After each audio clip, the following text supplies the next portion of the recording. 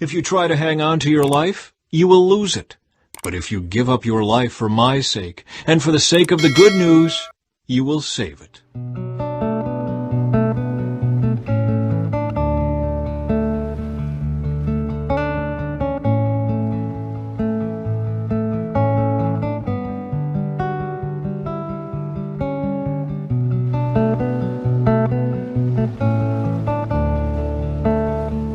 My child, if you have put up security for a friend's debt, or agreed to guarantee the debt of a stranger, if you have trapped yourself by your agreement and are caught by what you said, follow my advice and save yourself, for you have placed yourself at your friend's mercy. Now swallow your pride. Go and beg to have your name erased.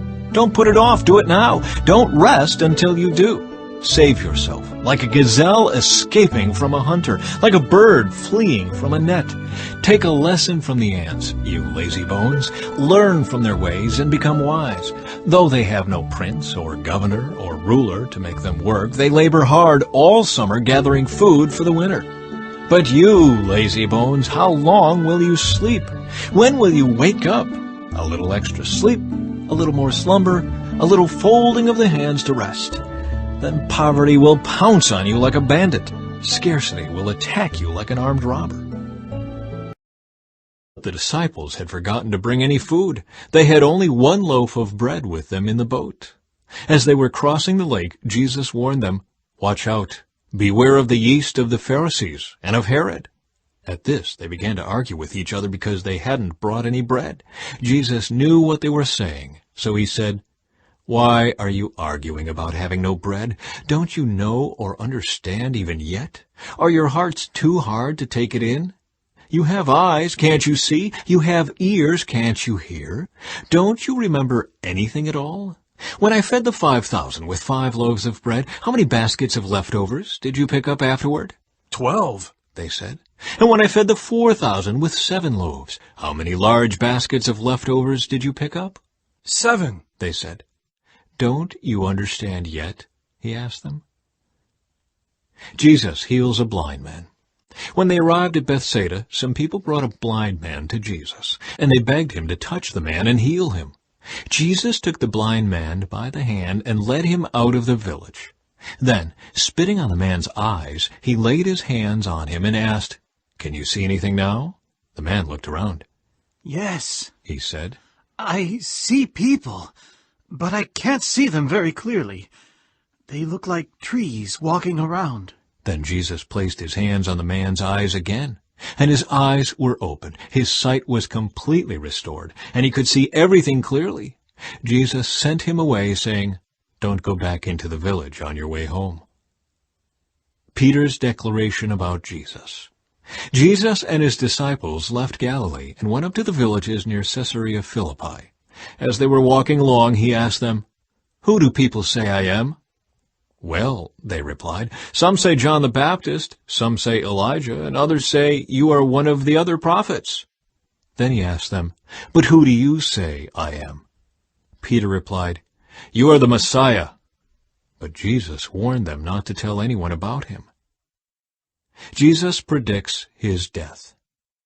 Then Jesus began to tell them that the Son of Man must suffer many terrible things and be rejected by the elders, the leading priests, and the teachers of religious law. He would be killed, but 3 days later he would rise from the dead. As he talked about this openly with his disciples, Peter took him aside and began to reprimand him for saying such things. Jesus turned around and looked at his disciples, then reprimanded Peter. "Get away from me, Satan," he said. "You are seeing things merely from a human point of view, not from God's." Then calling the crowd to join his disciples, he said, "If any of you wants to be my follower, you must turn from your selfish ways, take up your cross, and follow me. If you try to hang on to your life, you will lose it. But if you give up your life for my sake, and for the sake of the good news, you will save it. And what do you benefit if you gain the whole world but lose your own soul? Is anything worth more than your soul? If anyone is ashamed of me and my message in these adulterous and sinful days, the Son of Man will be ashamed of that person when he returns in the glory of his Father with the holy angels."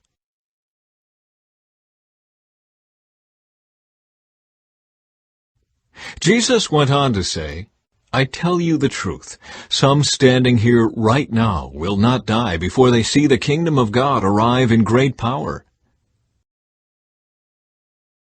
Chapter 37. Building the Ark of the Covenant.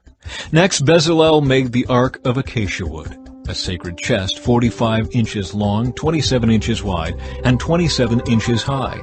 He overlaid it inside and outside with pure gold, and he ran a molding of gold all around it. He cast 4 gold rings and attached them to its 4 feet, 2 rings on each side. Then he made poles from acacia wood and overlaid them with gold. He inserted the poles into the rings at the sides of the ark to carry it. Then he made the ark's cover, the place of atonement, from pure gold. It was 45 inches long and 27 inches wide. He made 2 cherubim from hammered gold and placed them on the 2 ends of the atonement cover. He molded the cherubim on each end of the atonement cover, making it all of one piece of gold. The cherubim faced each other and looked down on the atonement cover. With their wings spread above it, they protected it. Building the table.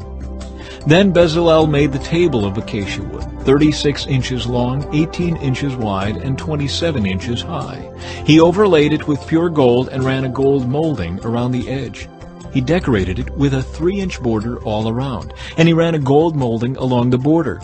Then he cast 4 gold rings for the table and attached them at the 4 corners next to the 4 legs. The rings were attached near the border to hold the poles that were used to carry the table. He made these poles from acacia wood and overlaid them with gold. Then he made special containers of pure gold for the table, bowls, pans, jars, and pitchers, to be used in pouring out liquid offerings. Building the lampstand. Then Bezalel made the lampstand of pure hammered gold. He made the entire lampstand and its decorations of one piece, the base, center stem, lamp cups, buds, and petals. The lampstand had 6 branches going out from the center stem, 3 on each side. Each of the 6 branches had 3 lamp cups, shaped like almond blossoms, complete with buds and petals.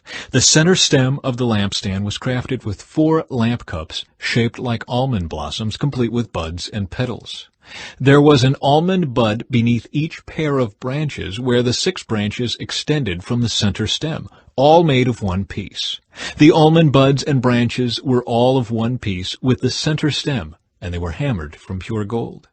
He also made 7 lamps for the lampstand, lamp snuffers, and trays, all of pure gold. The entire lampstand, along with its accessories, was made from 75 pounds of pure gold.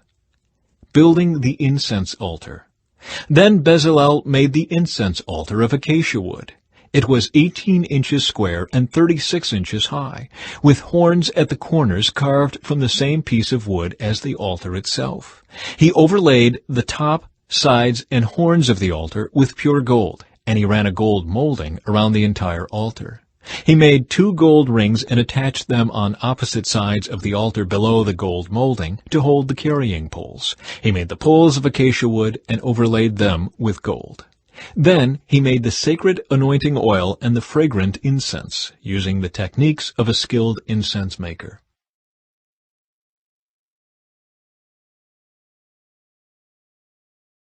Chapter 38. Building the altar of burnt offering. Next, Bezalel used acacia wood to construct the square altar of burnt offering. It was 7 1/2 feet wide, 7 1/2 feet long, and 4 1/2 feet high. He made horns for each of its 4 corners so that the horns and altar were all one piece. He overlaid the altar with bronze. Then he made all the altar utensils of bronze, the ash buckets, shovels, basins, meat forks, and fire pans. Next, he made a bronze grating and installed it halfway down the side of the altar, under the ledge. He cast 4 rings and attached them to the corners of the bronze grating to hold the carrying poles. He made the poles from acacia wood and overlaid them with bronze. He inserted the poles through the rings on the sides of the altar. The altar was hollow and was made from planks. Building the wash basin.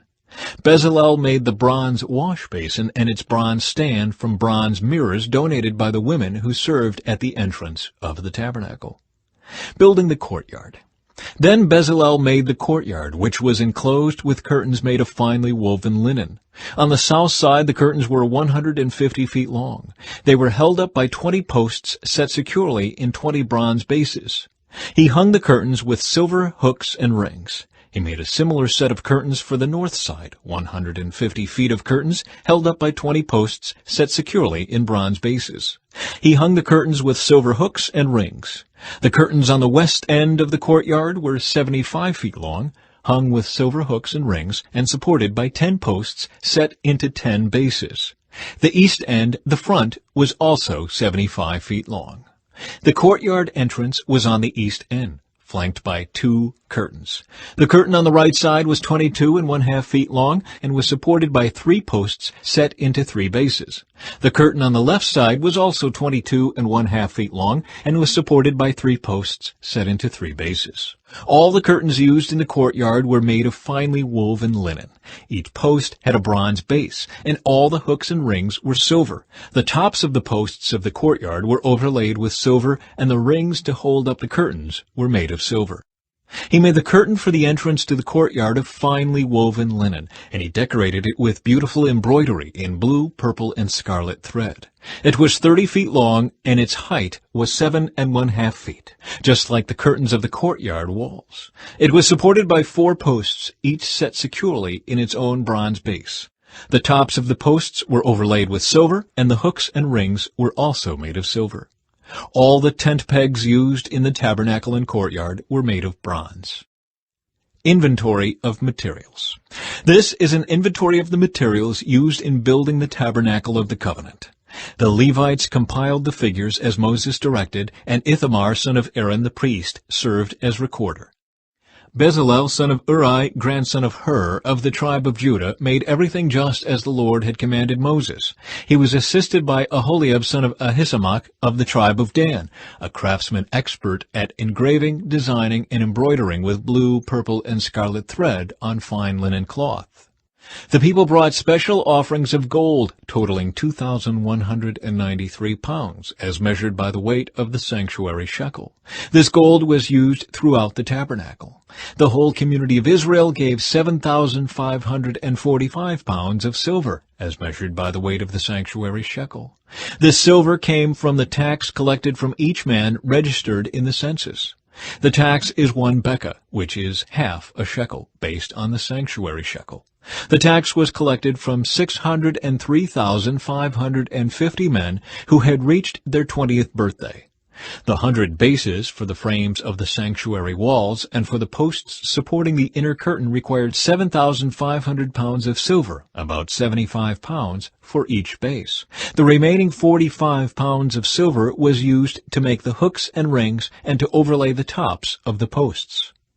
The people also brought as special offerings 5,310 pounds of bronze, which was used for casting the bases for the posts at the entrance to the tabernacle, and for the bronze altar with its bronze grating and all the altar utensils.